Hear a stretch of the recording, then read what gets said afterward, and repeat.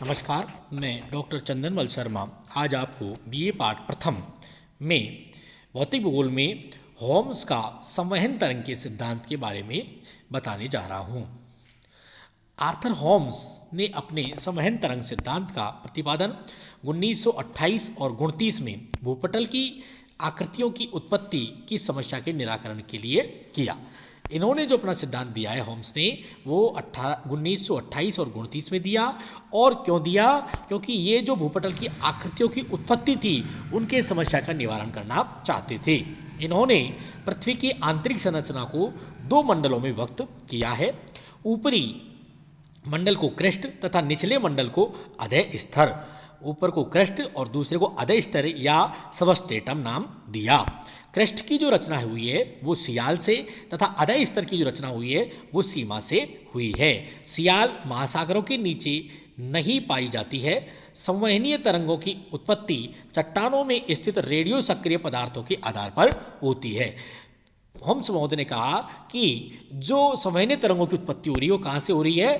धरातल के नीचे जो रेडियो सक्रिय पदार्थ पाए जाते हैं, रेडियो एक्टिव तत्व पाए जाते हैं, थोरियम है ना, यूरेनियम आदि, इनके द्वारा ये गति पाई जाती है। यद्यपि पृथ्वी के ऊपरी भाग में रेडियो सक्रिय पदार्थ अधिक पाए जाते हैं परंतु तापमान अधिक नहीं हो पाता है, क्योंकि ऊपरी सतह से परिचालन तथा विकिरण द्वारा ऊष्मा का लगातार क्षय होता रहता है।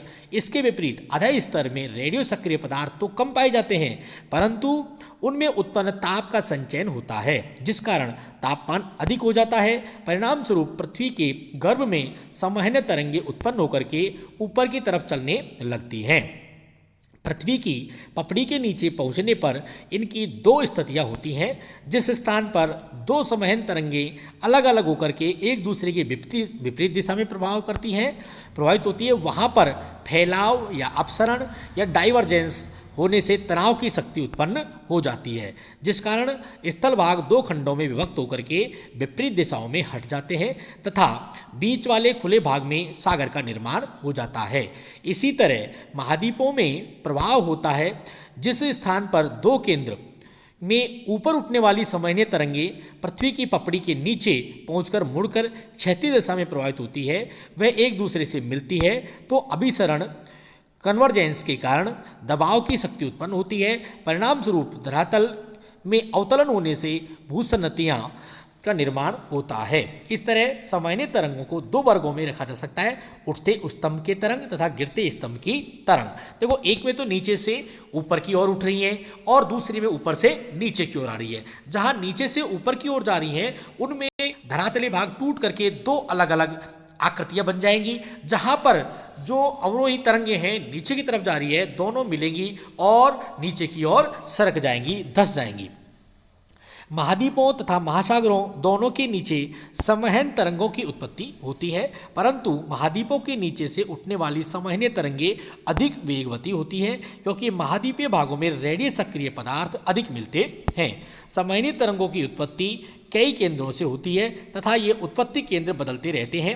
महाद्वीपों तथा महासागरों के नीचे से उठने वाले आरोही संवहन तरंगे जब जलमग्न के नीचे मिलकर के नीचे मुड़ती हैं तो संपीड़न के कारण इस भाग का अवतलन होता है तथा भूसन्नति का निर्माण होता है।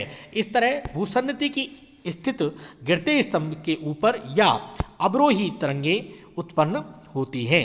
अवरोही तरंगे महाद्वीपों तथा महासागरों तली के नीचे के कुछ भागों को उच्च तापमान के कारण पिघला कर उन्हें भूसन्नति में जमा करने लगती हैं।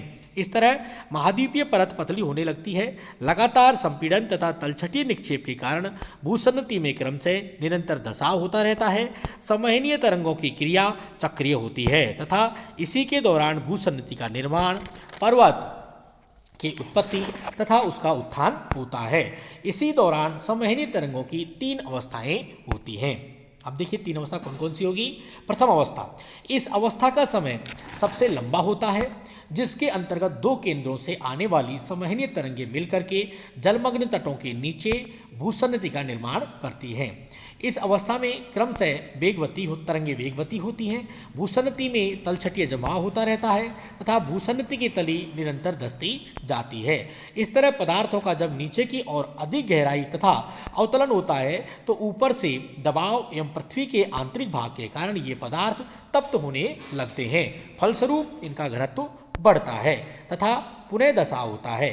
इस तरह कुछ ताप रूपांतरण में समय खर्च होता है जिससे ताप का अधिक संचय नहीं हो पाता है।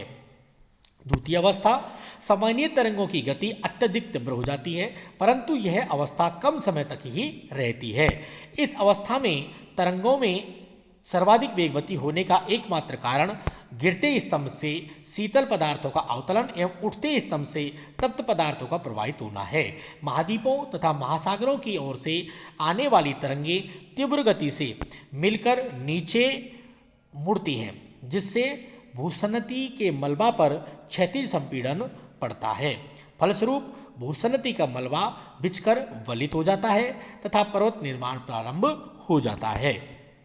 अब हम देखेंगे तीसरी अवस्था या अंतिम अवस्था में संवहनीय तरंगों का क्रम से क्षीण होने लगता है। उनका प्रमुख कारण गिरते स्तंभ में गर्म पदार्थ का अंत तथा उठते स्तंभ में शीतल पदार्थ का उठना। धीरे धीरे समस्त उठता स्तंभ शीतल हो जाता है जिस कारण संवहनीय तरंगों का समापन हो जाता है।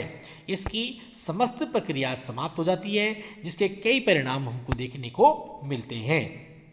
जैसे नंबर 1, निक्षेपण के समाप्त हो जाने से गिरते स्तंभ के ऊपर दबाव कम हो जाएगा जिस कारण गिरते स्तंभ के पदार्थ धीरे धीरे ऊपर उठने लगते हैं तथा पर्वतों में उत्थान प्रारंभ हो जाता है। नंबर 2, दबाव के कम हो जाने से भारी पदार्थ जो नीचे दब गए थे अब ऊपर उठने लगते हैं जिससे पर्वतों में पुनः उत्थान होने लगता है। इसी प्रकार इस सिद्धांत के आधार पर पर्वत निर्माण की अवस्थाओं, भूसन्नति अवस्था, पर्वत निर्माण की अवस्था तथा विकास की अवस्था का भली प्रकार से स्पष्टीकरण हो जाता है। ग्रीव्स महोदय ने प्रयोग द्वारा होम्स के संवहन तरंग सिद्धांत द्वारा पर्वत निर्माण की सत्यता को प्रमाणित किया है। अब इसकी कुछ आलोचनाएं हैं। देखिए, जेई स्टीयर्स ने इस सिद्धांत की आलोचना करते हुए बताया कि सिद्धांत तो बड़ा दिलचस्प है परंतु ऐसे कारकों पर आधारित है जिनके विषय में बहुत कम जानकारी प्राप्त है। इस सिद्धांत में निम्न दोष पाए जाते हैं। अब देखिए कौन कौन से दोष इस सिद्धांत में हमको देखने को मिलते हैं। नंबर 1, उठते और गिरते स्तंभ की जो होम्स महोदय ने बात की है ये धारणा संदेहास्पद है। इसके बारे में कोई ज़्यादा जानकारी प्राप्त नहीं है। संवहन तरंगे पृथ्वी के अंदर ताप प्रवणता तथा रेडियल सक्रिय पदार्थों पर आधारित है जिसके विषय में जानकारी बहुत ही कम है।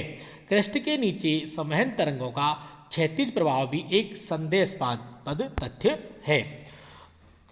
नंबर 4, रूपांतरण द्वारा भारी पदार्थों का नीचे की ओर धसाव भी एक भ्रामक समस्या है।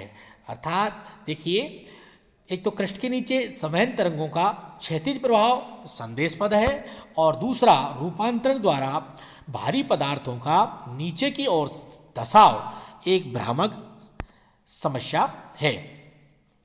5वां, इस सिद्धांत के अनुसार संवहन तरंगों का आविर्भाव महाद्वीपों के नीचे कुछ सीमित केंद्रों पर ही होगा।